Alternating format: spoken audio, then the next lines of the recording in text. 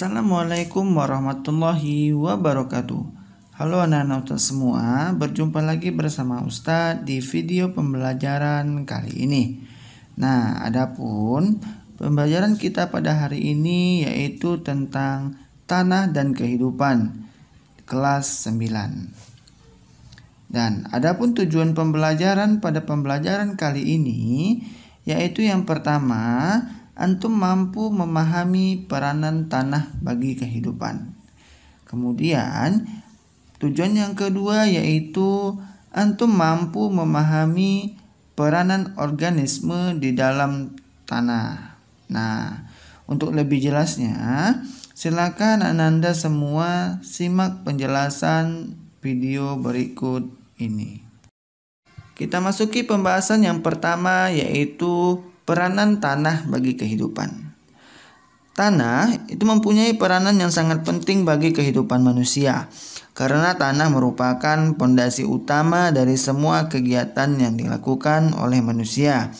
Selain itu, tanah juga berfungsi sebagai sumber kekayaan karena tanah dan kandungannya dapat memberikan manfaat atau bernilai ekonomi bagi pemiliknya.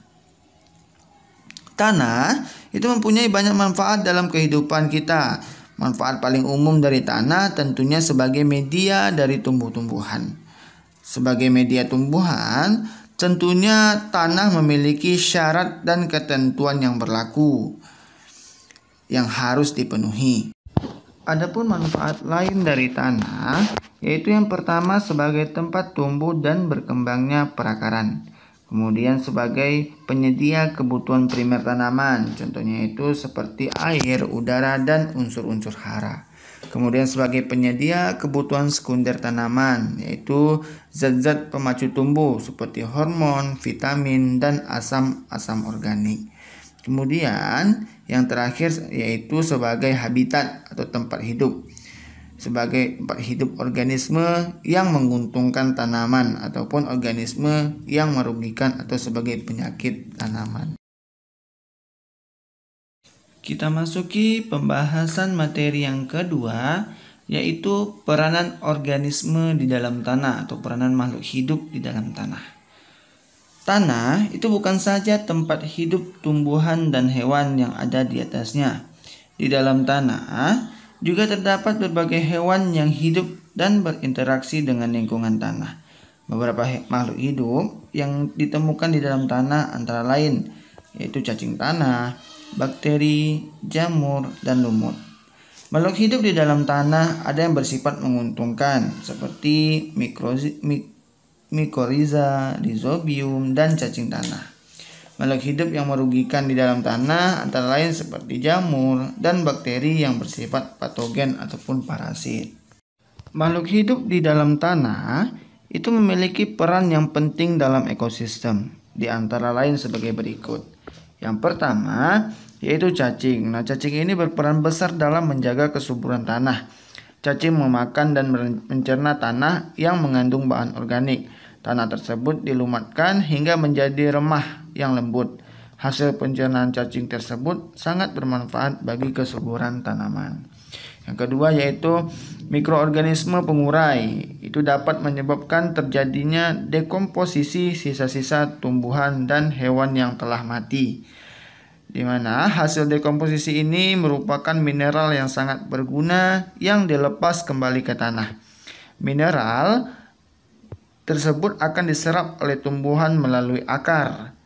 Dengan adanya mikroorganisme pengurai inilah terjadinya perputaran mineral atau daur mineral di alam. Kemudian peranan selanjutnya yaitu beberapa bakteri dapat mengikat nitrogen yang disebut dengan bakteri rhizobium.